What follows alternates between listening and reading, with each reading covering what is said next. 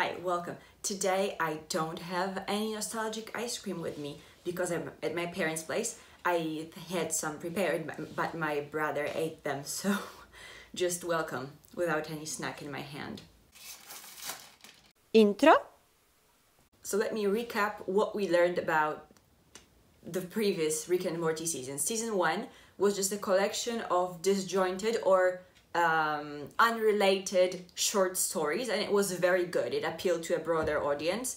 Season 2 was a bit, I feel, more, not to say that all episodes were as strong. I don't really know how that to compare quality-wise. I might arrive at a conclusion, but I don't know. What I mean by more is that it was also a collection of unrelated stories. However, there were hints of continuity in season 2. Also, if you watch the episodes in order, you get consistent character arcs, which I really appreciate. Season 3, though, is a very continuous season, and while every episode has a self-contained storyline, the bigger plotline is what happens to the Smith family during the parents' divorce or separation, which I really appreciate as well. I think either season 1 or 3 are my favorite. I am not sure, but let's just go straight into the first episode of season 4, which is Edge of Tomorrow, Rick, Die, Repeat. The season starts really strong. It is a very good episode with 2 separate storylines. One follows Rick, and this storyline comments on how fascism is bad, ever present or very present in the internet. I'm sorry, somebody's hoovering, I'm sorry for the sound. And apart from commentary on the normalization of fascism, which is done in a very smart way, I think, it also comments on how the fandom demands classic Rick and Morty adventures without truly specifying what those would be.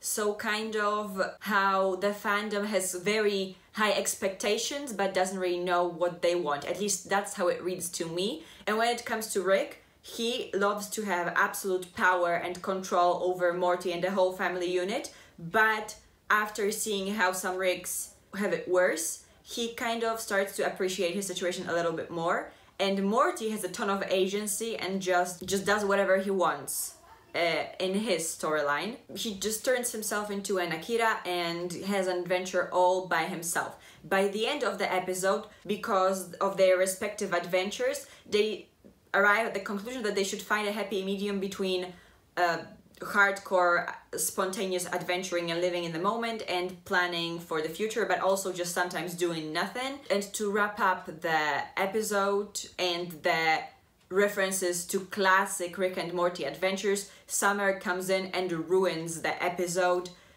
because I think the fandom does not like Summer. I think that's the point of it. Also, the end of the season 4 episode 1 mirrors the first episodes of season 3 and 1. In seasons 1 and 3, Rick stood over Morty and just talked over and over about how many adventures they will have. But in this season, Morty has more agency, so they talk at each other and just work off of each other when it comes to their ideas, which I think is cool because it shows the change in their dynamics. Never mind, very good start to the season, I feel. And let's move on to episode 2, The Old Man and the Seat, which is the toilet episode. There are 3 storylines. Jerry develops an app with Rick's intern Gluty, even though he wasn't supposed to, so Morty helps him fix his mess on like an interplanetary level. Beth and Summer have a cool bonding moment as a mother and daughter, where Summer rebels and Beth mothers her against her will, and Rick tries to find who pooped in his toilet, literally, and that's clearly the main plot line of the episode. I feel this episode, though it's funny and loved by the fandom because poop is funny, it tries to say too many things at once. It critiques how dependent we're on technology with like dating apps and in general apps and stuff.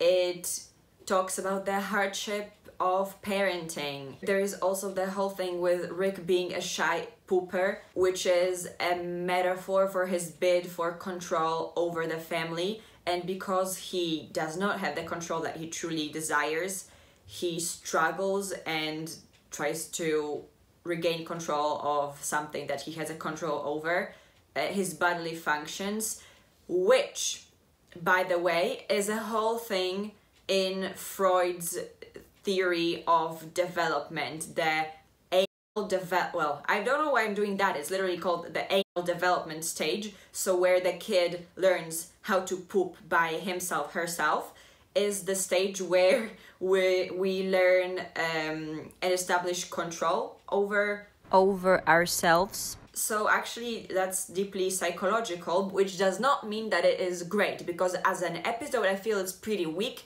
because it tries to do all things at once. Frankly, my least favorite plotline is that of Rick, because I don't care for poop. However, I might feel that Jerry and Morty's plotline with the app is the weakest, and one of them should be deleted, definitely. But it's kind of, I feel that Beth and Summer's plotline is the strongest, so it should stay, but it's dependent on the app, which is developed by Rick and Morty. So actually I don't have a proposition how to fix it because the plot lines are too intertwined, but it's too much. So the episode is decent at best. Episode 3 is One Crew Over the Cuckoo's Morty.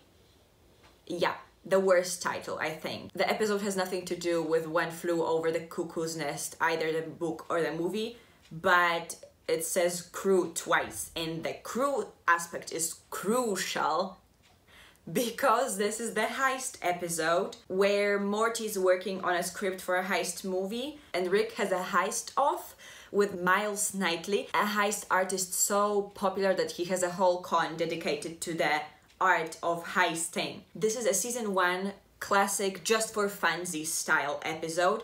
It references a ton of things. For example, heist movies such as Indiana Jones or Baby Driver or The Entrapment with Catherine Zeta-Jones, which I have to rewatch. I don't remember whether it's good or not. It references Greek mythology to a lesser degree. It mentions a ton of, I don't know, cult figures. It even features Elon Musk, who was at the time the fandom's pet billionaire and the favorite. I think he kind of fell out of fashion or favor recently, but still that was a really cool cameo at the time. I think this episode is not too deep. It's pretty good, but not amazing, because the fact that it's so self-referential and so self-repetitive establishes a tad boring routine. I'm usually all for patterns and routine, but this one was too routine. It was very formulaic, is my point. So I think it's average, to me at least. Episode 4 is Chloe and Hoarder's Special Rick Tim's Morty, and this episode is as bad as its title. Is the worst episode of the whole series by far. The plot is a standoff kinda between the two plot lines of Talking Cat and Talking Dragon, but the whole episode is essentially just a collection of disjointed jokes about Bones, the series, some cult items from ye olden 80s and 90s, and also Dungeons and Dragons.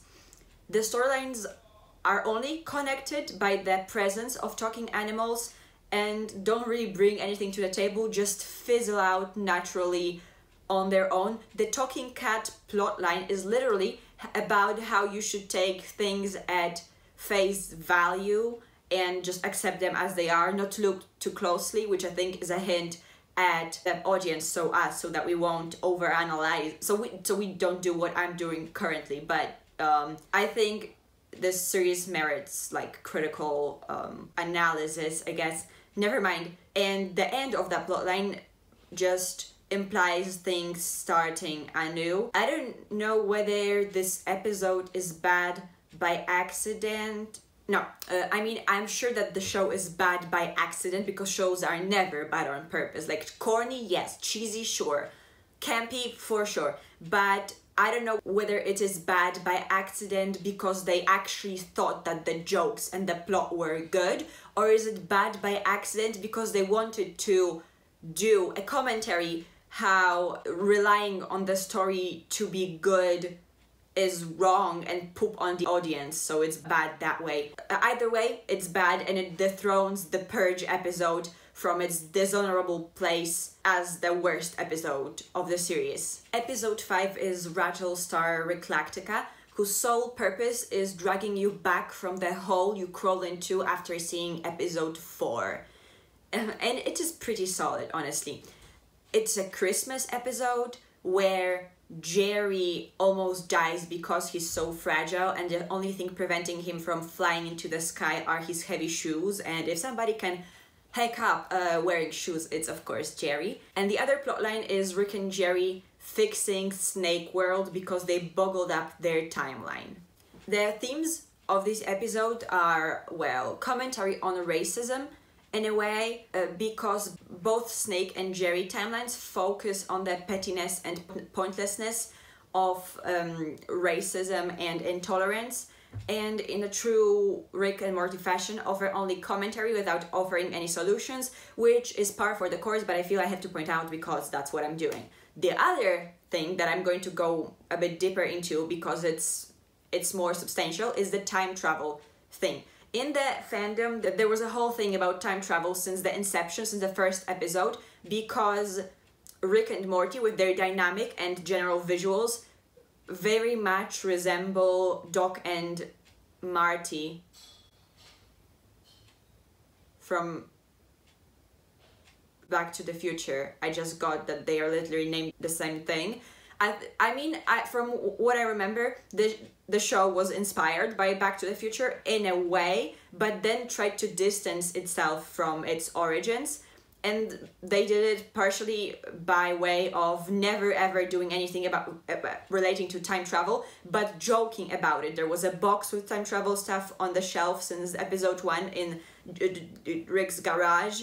There were episodes of time stopping. There was even an outright commentary when Rick brought over pizza from a different dimension that he didn't really time travel. It was just because of daylight saving. In general, this episode being about time travel is a huge thing, and the episode discusses all the possible outcomes on implementing time travel and critiques it as a plot device and as a theme. It just kind of poops on it, but in a funny way. I don't think it's a bad episode, and I don't think the commentary on time travel was bad. I think it was actually very satisfying, but they did their best to exhaust all possible options of time travel for the future. And the inclusion of time travel kind of furthers the discussion with the audience about their expectation, which is a theme of this season. You got what you asked for, you got time travel, it was stupid, are you satisfied now? So I guess that's it. This episode was about racism to a lesser degree and mostly about time travel and snakes. Oh, I literally, hold on, have a tattoo inspired by this episode mostly. Hold it, can you see? I'll put it on a picture if you can see. I thought I'll mention it because it's relevant. Episode 5 is Never Rick and Morty. This is the train episode, and it is very, very meta-textual. It takes on a train, which is also literally a literary device. It comments on continuity as a theme of the show, whether it's there or not. It comments on feminist media and on abs. I think the show agrees that the Bechdel test is the bare minimum when considering the female agency in the media, while also commenting on the fact that it's a very simple tool and not actually a very solid way of measuring degree of feminism in a piece of media, I guess. And this episode also seems very pissed off at the demanding fans, kind of outright killing several different plot points and things that they specifically ask for and need, especially regarding, for example, the dogs from episode 2 of season 1, Abradolf Linkler, and Evil Morty, they just kind of destroyed and crashed the dreams of the audience because they are so pissed off that the audience has expectations. Well, it's amusing, it's metatextual. I wrote a paper on metatextuality once in high school and I'm pretty much into it. I also love trains, so I did enjoy myself. They really went all out in here. The animation must have taken so long. They even utilized 3D animation, and even they mentioned the pandemic, so I think this episode is valuable, but at this point I think it's clear how pissed off the creators are at the fans for whatever reason. Episode 7 is Promortius, which vaguely references the newer Alien franchise with Prometheus as an installment, and some other stuff as well. It makes some pretty risky political jokes, and the story is about Rick and Morty awakening from being taken over by parasites, and Summer is also there in her self-sufficient and uncaring glory. It also references the Purge episode, both literally in text as an event in their life, but also in quality. Promortius really strives for that metatextuality. The season was released in 2 batches of 5 episodes with a 5-month hiatus in between them. And by marathoning this season, I think by this episode, I really realized how monotone and single-minded it is. It is very metatextual. It tries to have a dialogue or more like bash the audience. So when I'm going to rank the episodes, I'm really going to take their placement in the season into account, because this episode I did not like. The episode 8 is the Vat of Acid episode, in which Rick has an idea which is so stupid that Morty thinks it's lame. Morty's so disappointed and disillusioned that Rick loses the ability to hurt him with his words. And the plot of the episode is that Morty negs Rick into making him a place in time saving device, kind of like in the movie Click, which is also referenced in the show. I don't know whether in this episode or some other one. Rick is such a dick here. He thinks he's teaching Morty a lesson, but he's teaching Morty a lesson that Morty came to him that he already learned. So it's like Morty comes in and says, hey, I learned this lesson, and Rick is like, no, you didn't, and teaches him the same thing, and then undermines himself and Morty in the end by just making everything irrelevant. So the episode teaches the audience not only that they shouldn't glorify Rick because he's a bad person, but also because he's truly lame, which I am very grateful for, because I knew it from the beginning that Rick is lame and not a cool person. So I feel slightly validated by this episode, but it doesn't really save it in my eyes. It doesn't bring enough to the table, I don't think. And Morty deserves to be happy, but he's never going to be. Episode 9 is Child Rick of Mort. I really like this title because it was inspired by the film Children of Man, and that title is even better, being the original. Anyway, the movie is very good and you should watch it. The more prominent themes of this episode are parenting and childhood. However, the main theme is growth, which is something that only, well, the kids and Beth are truly capable of. I think Jerry is on a journey to self-awareness, but not really change. Self-awareness and self-acceptance, and Rick is hopeless in that regard. Each family member gets an arc and gets paired up with somebody else. Beth and Rick have an arc about parenting, I guess, because she doesn't let him pull a Rick on a bunch of space alien children. Summer and Morty are paired together and they just self-reflect, and Jerry is paired with a bunch of losers, and that's it, I guess. I think this is a good episode. I really like the Greek mythology and Old Testament references. I felt that the episode was really witty, and so were the jokes. I wish we learned a little bit more about what Beth felt like by the end of the episode, because every other character we get closure as to where they end up. Beth, not really, so that's something that I wish would be changed. But anyhow, the episode is okay. However, I mentioned already that I'm going to consider the context of other episodes when judging them. And episode 10 is Star Mort Return of the Jerry, and this episode is essentially episode 9 but done better. This is the grand finale, and its plot is just hashing out family business.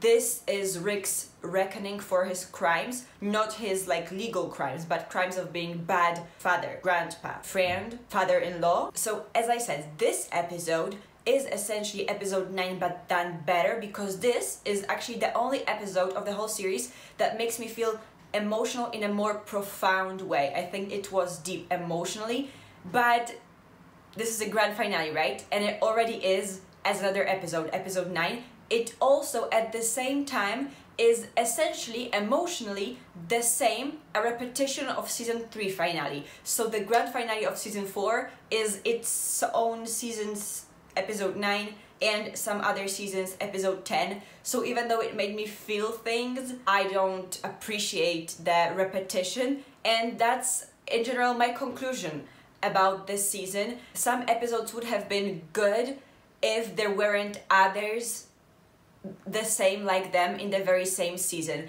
This is the season that I feel was weak because I don't appreciate at least half of the episodes. I dislike them, and it's very self-referential, and I feel unnecessary. I truly would have preferred if they just did 5 episodes rather than give me 10 mediocre ones, especially because the vibe that the season gives off is so petty and angry at its audience and its perception. And speaking of the good and bad episodes, let me start the ranking.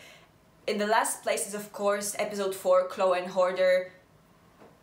Of course it is. In place number 9 is episode 7, Promortius, because it was bad. In place number 8 is episode 8, the Vat of Acid episode.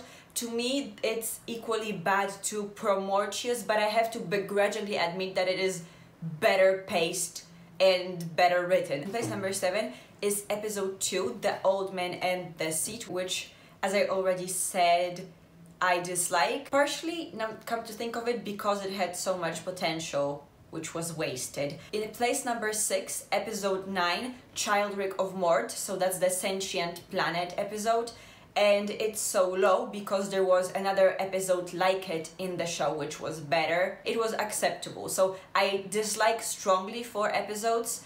This one I'm more mad at, that's why it's low in the ranking. Place number 5 is episode 10, Star Mort Return of the Jerry, because while it is a combination of 2 other episodes, it is emotionally affecting to a point. In place number 4 is episode 6, Never Ricking Morty, which is the train episode.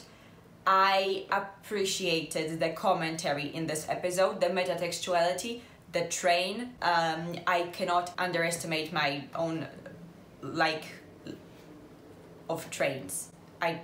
Yeah, that might be why it's so high. But it's also so low because there was an episode which did metatextuality better. In place number 3 is episode 3, One Crew of the Crew Cruise Morty. And I know that I didn't really talk too positively about it when discussing it, but the heist episode was fun, and I respect fun episodes. In place number 2 we have episode 5, Rattlestar Reclactica, because I really liked the pacing and how exhaustive it was with critiquing time travel. And while I did get some spite from the creators, like you get what you ask for, to the audience, I feel it didn't come off as spiteful like the other episodes did. And in the first place is episode 1, Edge of Tomorrow, Rick Die Repeat, because it's a truly excellent episode. When I watched it, I was so impressed because the commentary was the best that it's ever been in any season, and very on point, I feel, but it definitely lost its momentum as the show went on, because how many times you can repeat the same things, right? And with that, thank you all for joining me. I am still not sure whether I'm going to be reviewing season 5 episode by episode or as a batch. In the meantime, you have definitely my June book wrap up to look forward to. See you later, and bye bye.